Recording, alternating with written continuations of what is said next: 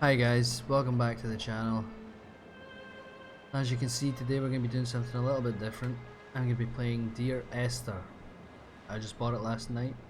I'm excited to play it, I've heard a lot of good things about it. So I guess this video will probably be chapter 1 of Lighthouse. Let's go. Dear Esther, I sometimes feel as if I've given birth to this island. Somewhere between the longitude and latitude, a split opened up, and it beached remotely here. No matter how hard I correlate, it remains a singularity, an alpha point in my life that refuses all hypothesis. I return each time leaving fresh markers that I hope, in the full glare of my hopelessness, will have blossomed into fresh insight in the interim. Oh, I can move. Oh, this place looks dingy and grotty and scary. I probably wouldn't just run in here if it was real life. Zoom in with square, that's a new one. Zoom in with every button. Every single button zooms in. Okay. Am I supposed to be able to interact with anything here? Because I don't think I can. There's no run button. I'm pretty much stuck going this fast. Gotta say, I hope there's a run button introduced. Now, which way do I go here? I can go left or I can go right? I'm gonna go right. Oh my god. Run, you little shit. Donnelly reported the legend of the hermit, a holy man who sought solitude in its most pure form. Allegedly, he rode here from the mainland in a boat without a bottom, so all the creatures of the sea could rise at night to converse with him. How disappointed he must have been with their chatter.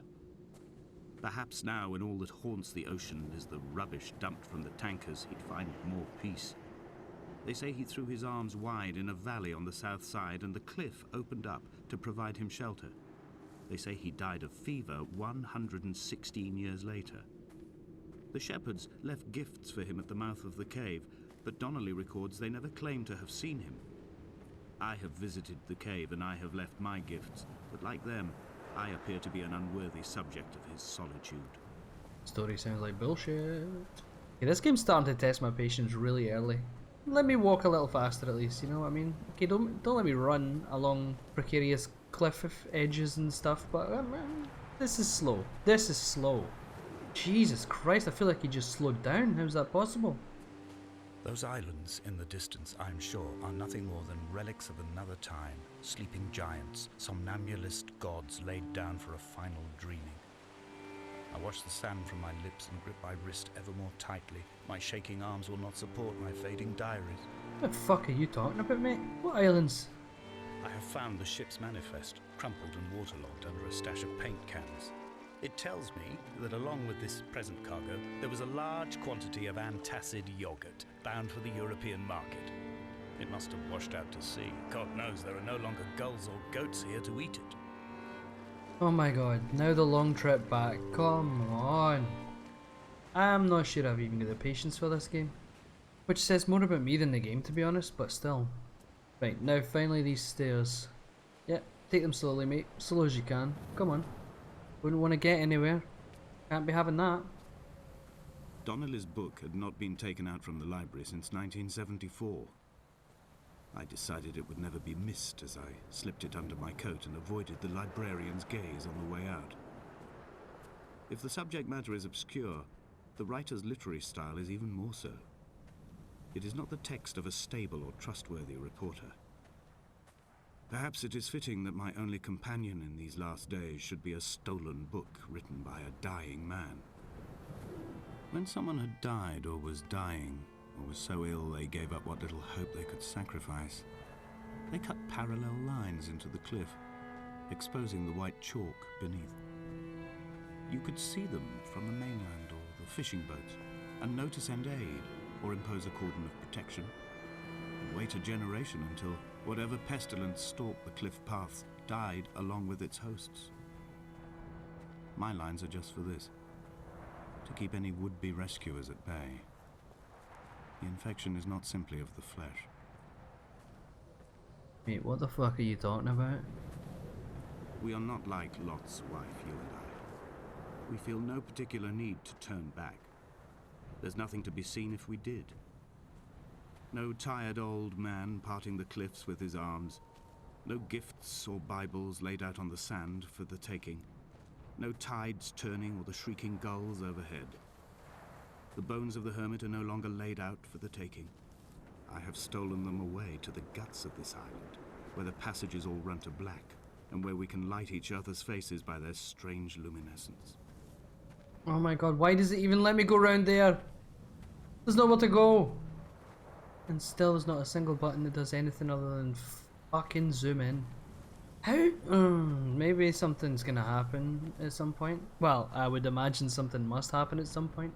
But Jesus Christ, based on what I've played so far, how is this game so highly rated?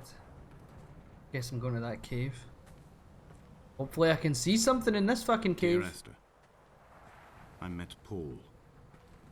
I made my own little pilgrimage. My Damascus, a small semi-detached on the outskirts of Wolverhampton. We drank coffee in his kitchen and tried to connect to one another. Although he knew I hadn't come in search of an apology, reason or retribution, he still spiraled in panic, thrown high and lucid by his own dented bonnet. Responsibility had made him old. Like us, he'd already passed beyond any conceivable boundary of life. The fuck are you talking about?